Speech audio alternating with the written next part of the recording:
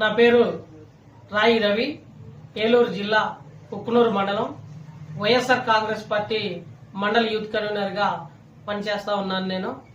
మరి ఈ రోజున మన రాష్ట్ర ముఖ్యమంత్రి ఎవరైతే ఉన్నారో జగన్మోహన్ రెడ్డి గారు దాదాపుగా ఈ రాష్ట్రానికి 16-17 మంది ముఖ్యమంత్రులు మారి ఉన్నారు. ఏ ముఖ్యమంత్రి కూడా చేయని రీతిలో సంక్షేమ పథకాలు బడుగు బలహీన వర్గాల ప్రజల కోసం అనేక సంక్షేమ పథకాలను తీసుకురావడం జరిగింది. దీనిలో భాగంగా మరి ముఖ్యంగా విద్యకి పెద్దపీట వేయడం జరిగింది. మరి బడికి పంపిస్తున్నటువంటి పిల్లలు ఎవరైతే ఉన్నారో వారందరికీ కూడా అమ్మఒడి అనే ఒక మహత్తరమైనటువంటి స్కీమును తీసుకురావడం జరిగింది. తద్వారా అమ్మఒడి సంవత్సరానికి 15,000 రూపాయలు తల్లికి నేరుగా అకౌంట్ లోకి వేయటం జరుగుతూ ఉంది. అంతేకాకుండా మహిళలకి డ్వాక్రా రుణాలు మాఫీ చేస్తానని మాట ఇవ్వడం జరిగింది. ఇచ్చిన మాట ప్రకారంగా 4 దఫాలుగా రాష్ట్రంలో ఉన్న మహిళలందరికీ డ్వాక్రా అక్క చెల్లెములందరికీ కూడా మరి డ్వాక్రా రుణాలు మాఫీ చేయడం జరిగింది. రైతులకి ఉచిత కరెంటు మరి ఇస్తా అని చెప్పారు. పగటి పూటే నేరుగా 9 గంటల ఉచిత కరెంటు కూడా రైతులకు ఇవ్వడం జరుగుతూ ఉంది. అంతేకాకుండా మరి మహిళల కోసం అనేక సంక్షేమ పథకాలు అమలు చేశారు. దానిలో భాగంగా ఆసరా అని చెప్పేసి ఆసరా అనే పథకాన్ని తీసుకొచ్చేసి మహిళలందరికీ కూడా వారి రుణాలను మాఫీ చేయడం జరిగింది. అంతేకాకుండా 45 సంవత్సరాలు నిన్నటువంటి ప్రతి మహిళకు కూడా 18,750 రూపాయలు రాష్ట్రం మొత్తం అందరికీ కూడా 4 దఫాలుగా మరి వారికి ఇవ్వడం జరిగింది డబ్బులు. అంతేకాకుండా మరి రైతాంగానికి సబ్సిడీ కింద సబ్సిడీ విత్తనాల కింద ఇవ్వడం జరిగింది. ఇంకా అనేక సంక్షేమ పథకాలను పెట్టారు. మరి ఈ రాష్ట్రంలోని నిరుద్యోగులకి డిగ్రీ చదువుతున్నటువంటి పిల్లలకి సంవత్సరానికి వచ్చేసి రూమ్ అద్దెలు 20,000 రూపాయలు, వారి ఫీజు రియంబర్స్మెంట్ పూర్తిగా ఇవ్వడం జరుగుతూ ఉంది. ఇంజనీరింగ్ చదువుకుంటున్న పిల్లలకి ఎన్ని లక్షల ఫీజు అయితే అన్ని లక్షలు పూర్తిగా జగనన్నే భరించుకోవడం జరిగింది. మరి ఆ చదువుకునేందుకు చదువుతున్న పిల్లలు ఉన్నారో వారికి ఇంజనీరింగ్ లో చదువుతున్నటువంటి ఫీజులు ఎంతైతే ఉంటాయో ఆ ఫీజులన్నీ కూడా మన రాష్ట్ర ముఖ్యమంత్రి గారే భరిస్తూ వారందరికీ కూడా ఉచిత విద్యను అందించడం జరుగుతూ ఉంది. వారికి సంవత్సరానికి 20,000 రూపాయల రూమ్ అద్దెలు కూడా ఇవ్వడం జరుగుతూ ఉంది. అంతేకాకుండా విదేశాల్లో చదువుతున్నటువంటి విద్యార్థులు ఎవరైతే ఉన్నారో వారందరికీ కూడా లక్షల కొద్ది ఫీజులను కూడా ఈ రాష్ట్ర ప్రభుత్వం భరిస్తా ఉంది. ఈ విధంగా విద్య అనే దాని మీద పెద్దపీట వేసి దాదాపుగా 15 సంవత్సరాల కాలానికి మరి ఈ రోజునే విద్యకి పెద్దపీట వేయడం జరిగింది. మరి నిరుద్యోగులు ఎవరైతే ఉన్నారో వారందరికీ కూడా దాదాపు ఈ రాష్ట్రంలో ప్రైవేట్ ఉద్యోగాలు దాదాపు 16 లక్షల ఉద్యోగాలని ఏర్పాటు చేయడం జరిగింది. అవుట్ సోర్సింగ్ 4,50,000 మందికి అవుట్ సోర్సింగ్ ఉద్యోగాలు ఇవ్వడం జరిగింది. 3 లక్షల ప్రభుత్వ ఉద్యోగాలు ఇవ్వడం జరిగింది. మరి అంతేకాకుండా ఆరోగ్యశ్రీ అనేదాన్ని 25 లక్షలకి మరి రోగం వస్తే పేదవాడికి రోగం వస్తే మరి వాడి కార్పొరేట్ వైద్యం గతంలోని ప్రైవేట్ హాస్పిటల్లో చేయించుకునేటటువంటి వైద్యాన్ని ఎవరైతే ధనికులు ఉన్నారో వారందరూ కూడా ప్రైవేటు హాస్పిటల్లో వెళ్లి 25 లక్షలు 30 లక్షలు 20 లక్షలు పెట్టి చేయించుకునేటువంటి వైద్యం కార్పొరేట్ హాస్పిటల్ మెట్టు లెక్కలేనటువంటి బడుగు బలహీన వర్గాల ప్రజల కోసం ఈ రోజు అదే కార్పొరేట్ హాస్పిటల్లో 20 లక్షలకి ఆరోగ్యశ్రీ పెట్టేసి వారిని కూడా ఆదుకోవడం జరిగింది. ఈ రాష్ట్రంలో దాదాపుగా 32 లక్షల ఇళ్ల పట్టాలు ఇవ్వడం జరిగింది. 21 లక్ష గృహాలను ఏర్పాటు చేయడం జరిగింది. ఈ రాష్ట్రంలో అంతేకాకుండా దాదాపుగా 10 పోర్ట్లు, 4 ఫిషింగ్ హార్బర్లు ఏర్పాటు చేయడం జరిగింది. ఒక్కొక్క దాంట్లో 2 లక్షల మంది నిరుద్యోగులకి ఉద్యోగాలు ఇచ్చే అవకాశం ఉంది. మరి మన గతంలో 2014లో చంద్రబాబు నాయుడు అధికారంలోకి వచ్చే ముందు ఆయనతో పాటుగా పవన్ కళ్యాణ్ గారు గాని బీజేపీ ప్రభుత్వం గాని 3 పార్టీలు పొత్తయి ఆ రోజు రైతాంగానికి రుణాలు మాఫీ చేస్తానని చెప్పారు. ఒక్క రైతుకు కూడా రుణమాఫీ చేయలేదు. అదే విధంగా ఆ రోజు చంద్రబాబు నాయుడు గారు మరి అమ్మాయి పుడితే గృహలక్ష్మి పథకం కింద 25 లక్షల రూపాయలు ఇస్తానని చెప్పారు. ఒక్క అమ్మాయికి కూడా 25 లక్షల రూపాయలు ఇచ్చిన దాఖలాలు లేవు. అదే విధంగా మహిళలకి డ్వాక్రా రుణాలు మాఫీ చేస్తానని మాట ఇచ్చాడు. ఏ ఒక్క మహిళకు కూడా డ్వాక్రా రుణాలు మాఫీ చేసినటువంటి దాఖలాలు లేవు. మరి బాబు వస్తే జాబ్ వస్తుంది, జాబు రాకపోతే నిరుద్యోగులకి నిరుద్యోగ వృత్తి ఇస్తా అన్నాడు. బాబు వచ్చింది కానీ జాబు రాలేదు. జాబు రాకపోతే నిరుద్యోగులకి నెలకు 2,000 ఇస్తా అన్నాడు. ఏ ఒక్కరికి కూడా నిరుద్యోగులకి 2,000 రూపాయలు ఇవ్వలేని పరిస్థితి వచ్చింది. మరి ఇలాంటి కళ్ళబొల్లి మాటలతో మరలా ఈ రాష్ట్రంలోని ఈ దొంగ ప్రభుత్వాన్ని ఏర్పాటు చేసుకోవడానికి మరి ఇదే ముగ్గురు దొంగలు తయారయ్యారు. ఈ ముగ్గురు దొంగలు మన గ్రామాల్లోకి రాబోతున్నారు, మాయ మాటలు చెప్పబోతున్నారు. కేజీ బంగారం ఇస్తా అంటారు, 5,000 రూపాయలు ఇస్తా అంటారు. ఎవరు కూడా నమ్మి ఈ దొంగలకి ఓటేయొద్దు. అనేక రకాల బడుగు బలహీన వర్గాల ప్రజలకు అనేక రకాల సంక్షేమ పథకాలని గడప గడపకు ఇంటింటికి తీసుకొచ్చినటువంటి ముఖ్యమంత్రి మన జగన్మోహన్ రెడ్డి గారు. మరి ఇలాంటి ముఖ్యమంత్రి మనకి అరుదుగా ఉంటారు. అందులో ఈయన మనకి చాలా దేవుళ్ళ లాంటి ముఖ్యమంత్రి. ఇటువంటి ముఖ్యమంత్రిని మళ్లీ మనం ముఖ్యమంత్రిగా కొనసాగించాలి అని అంటే ఈ బడుగు బలహీన వర్గాల కోసం ఈ వర్గాలన్నీ కూడా పైకి రావాలంటే భవిష్యత్తులో మరి ఇటువంటి ముఖ్యమంత్రికి మళ్లీ ఓట్లేసి మనం ఆయన గెలిపించుకోవాలి. అంతేకాదు మరి ఈ రాష్ట్ర చరిత్రలో మరి 15 సంవత్సరాలు 3 దఫాలుగా ముఖ్యమంత్రి చేసినటువంటి నారా చంద్రబాబు నాయుడు ఎస్సీలకు గాని, ఎస్టీలకు గాని, బీసీలకు గాని, పేద బడుగు బలహీన వర్గాలకి ఎవరికి కూడా ఎమ్మెల్యే టికెట్ ఇచ్చిన దాఖలాలు లేవు. ఈ రోజు చూసుకున్నట్టయితే మరి ఆటో డ్రైవర్ కి ఎమ్మెల్యే టికెట్ ఇచ్చాడు జగన్మోహన్ రెడ్డి గారు. మరి అదే విధంగా ఉపాధి హామీ కూలికి పోయేటువంటి వ్యక్తికి కూడా మరి ఎమ్మెల్యే టికెట్ ఇచ్చాడు. ఒక సామాన్య జడ్పీటీసీకి ఎమ్మెల్యే టికెట్ ఇచ్చాడు. ఒక సామాన్య కార్యకర్తకి ఎమ్మెల్యే టికెట్ ఇచ్చాడు. మరి ఈ విధంగా పేదోళ్ళని అసెంబ్లీలో అడుగు పెట్టేటువంటి కార్యక్రమాన్ని జగన్మోహన్ రెడ్డి గారు తీసుకోవడం జరిగింది. మరి జగన్మోహన్ రెడ్డి గారు ఇటువంటి పేదోళ్ళకి టికెట్లు ఇస్తే ఓడిపోతారు కాబట్టి మరి ఓడిపోతే తద్వారా ముఖ్యమంత్రి సీట్ను కూడా కోల్పోయే పరిస్థితి ఉంది.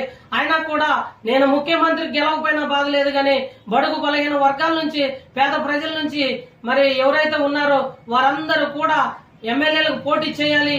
వాళ్ళందరూ మరి చట్టసభల్లోకి రావాలి. చట్టసభల్లోకి వస్తేనే మరి బడుగు బలహీన వర్గాలకి న్యాయం జరుగుతుంది అని చెప్పేసి పేద కుటుంబాలందరినీ కూడా మరి రేపు రాబోయే రోజుల్లో అసెంబ్లీలోకి అడుగు పెట్టే రీతిలో తీసుకొచ్చినటువంటి గొప్ప నాయకుడు, చరిత్ర కలిగినోడు జగన్మోహన్ రెడ్డి అని చెప్పేసి ఈ సందర్భంగా తెలియజేస్తా ఉన్నాం. దగ్గరికి వెళ్లి మరి నా భర్త కాంగ్రెస్ పార్టీని రాజీనామా చేస్తా అంటున్నారు, ఓడిపోయాడు కాబట్టి రాజీనామా చేసి మన తెలుగుదేశం పార్టీలో జాయిన్ అవుతున్నా అంటున్నారు. కాబట్టి మీకు తప్పదు నాన్న, మీరు తీసుకోవాలి, నా భర్తని నా కోసమైనా తీసుకోవాలి, నా కుటుంబం కోసమైనా తీసుకోవాలి అని చెప్పేసి అంటే ఆనాటి స్వర్గీయ ఎన్టీ రామారావు గారు మరి ఆలోచన చేసి మరి అల్లుడైనటువంటి చంద్రబాబు నాయుడు గారిని కాంగ్రెస్ పార్టీలో నుండి తెలుగుదేశం పార్టీలో చేర్చుకొని ఉప ఎన్నిక నిర్వహించి ఆ ఉప ఎన్నికలో ఈయన్ని ఎమ్మెల్యేగా గెలిపించడం జరిగింది. ఎమ్మెల్యే గెలిపించిన తర్వాత చంద్రబాబు నాయుడు గారు ఒకటే ఎన్నుపోట్లు నేర్చుకోవడం జరిగింది. ఈ ఎన్నుపోట్లలో భాగంగా ఎన్టీ రామారావు గారు ఆరోగ్య రీత్యా అమెరికా వెళ్లి మరి ఆయన ఏవైతే ఆరోగ్యాన్ని బాగు చేసుకుంటున్నారో ఆ సందర్భంలో మరి హైదరాబాద్ లో ఉన్నటువంటి వైస్రాయ్ హోటల్లో మీటింగ్ ఏర్పాటు చేసుకొని అక్కడికి మరి ఎమ్మెల్యేలు మొత్తాన్ని పిలిపించుకొని వారందరితోటి మాట్లాడుకొని వాళ్ళందరినీ కూడా కొనేసి వాళ్ళందరినీ ఈయన పక్కన పెట్టుకొని ఎన్టీ రామారావు గారు అమెరికా నుండి హాస్పిటల్ నుండి మన ఇండియాకి రాగానే చూస్తే ఏముంది, ఇంకా ఎన్టీ రామారావు గారి సీటు కూడా లేకుండా పోయిన పరిస్థితి వచ్చింది. ఇదేంటి పరిస్థితి అని చెప్పేసి ఎన్టీ రామారావు గారు మరి చంద్రబాబు నాయుడు గారిని క్వశ్చన్ చేస్తే మరి మామని చూడకుండా, పిల్లనిచ్చిన మామని చూడకుండా మరి తెలుగుదేశం పార్టీలో చేర్చుకున్న జ్ఞానం కూడా లేకుండా మరి ఎన్టీ రామారావు గారి మీద చెప్పులు విసిరేసినటువంటి ఎన్నుపోటుదారుడు చంద్రబాబు నాయుడు గారు మనందరం కళ్ళగా చూసినాం. మరి ఆ తర్వాత ఆయన అనారోగ్యం కోల్పోయి మరి ఈ ఎమ్మెల్యేలు ఎవరినైతే వెనకబెట్టుకున్నాడో ఈ దెబ్బతోటి ప్రభుత్వాన్ని 2 సార్లు ఏకఛత్రాధిపత్యంతో వంటి చేతితో తీసుకొచ్చినటువంటి ఎన్టీ రామారావు గారు ఒక్కసారిగా ఈ ప్రభుత్వం కూలిపోతుంది, నా ముఖ్యమంత్రి పోయింది, నా సీటు పోయింది, నా అల్లుడు దొబ్బేసాడని చెప్పేసి మనేది పెట్టుకొని ఆయనకేమి హార్ట్ స్ట్రోక్ రాలేదు, ఆయన ఆరోగ్యం క్షీణించి చచ్చిపోలేదు. చంద్రబాబు నాయుడు గారి ఎన్నుపోటుకే మరి ఆయన చనిపోవడం జరిగింది. ఆయన చనిపోయిన తర్వాత అనేక కుట్రలు కుతంత్రాలతోటి మరి గద్దెనెక్కి అనేక సార్లు చాలా మందిని పొట్టన పెట్టుకోవడం జరిగింది. వంగవీటి రంగ ఈ మధ్యకాలంలో మీడియాలో వింటా ఉన్నాం, వంగవీటి మోహన్ రంగను కూడా మరి హత్య చేయడంలో కీలక పాత్రధారి అని చెప్పేసి టీవీలన్నీ చెబుతా ఉన్నాయి, మనందరం వింటా ఉన్నాం. దీనిలో భాగంగా మొన్న 2014లో చంద్రబాబు నాయుడు మరి పవన్ కళ్యాణ్ గారితో బీజేపీ తోటి జత కట్టి మరి అధికారంలోకి వచ్చారు. అధికారంలోకి వచ్చిన తర్వాత బీజేపీని తిట్టారు, పవన్ కళ్యాణ్ ని తిట్టారు. మరి వాళ్ళిద్దరిని అమరావతికి పిలిపించుకున్నారు. మరి అమిత్ షాను పిలిచారు, నరేంద్ర మోడీని పిలిచారు. అమిత్ షాను పిలిచి అమిత్ షాను అవమానించారు. అదే విధంగా అమిత్ షా పై రాళ్లదాడి కూడా చేయించడం జరిగింది చంద్రబాబు నాయుడు గారు. అదే విధంగా పవన్ కళ్యాణ్ ని నువ్వు ఒక ముఖ్యమంత్రి, నువ్వు ఒక సినీ డైరెక్టర్వే, నువ్వు ఒక సినీ హీరోవి, నువ్వు పార్టీ అని చెప్పేసి ఆయన కూడా అవమానించడం జరిగింది. ఆయన సిగ్గు శరం లేకుండా వీళ్ళు ముగ్గురు కలిసి మళ్ళీ ఈ రోజు మళ్ళీ పొత్తులు పెట్టుకోవడం జరిగింది.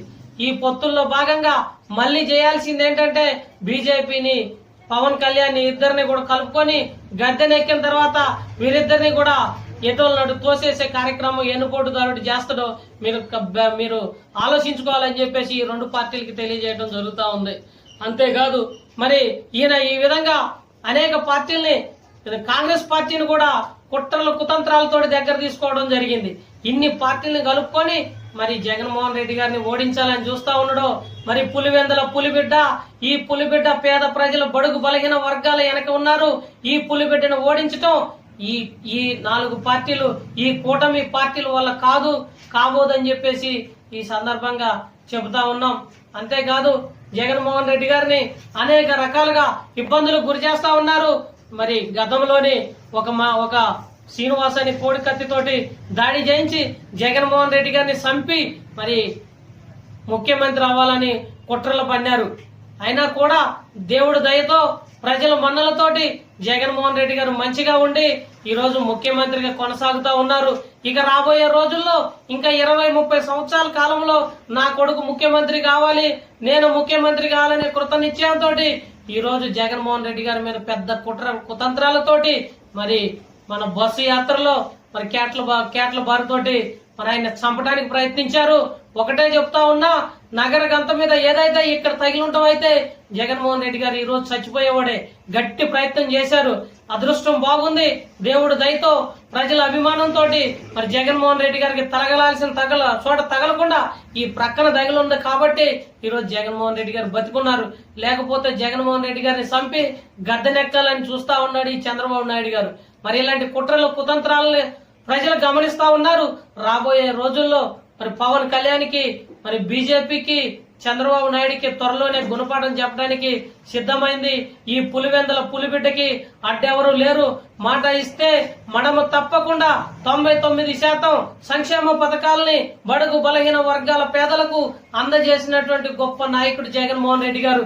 ఇది వాడవలేక, దీన్ని ఎదుర్కోలేక, గెలుపుని తట్టుకోలేక, ఓటమిని జీర్ణించుకోలేక ఈ రోజు జగన్మోహన్ రెడ్డి గారి మీద దాడులు చేయిస్తా ఉన్నారు.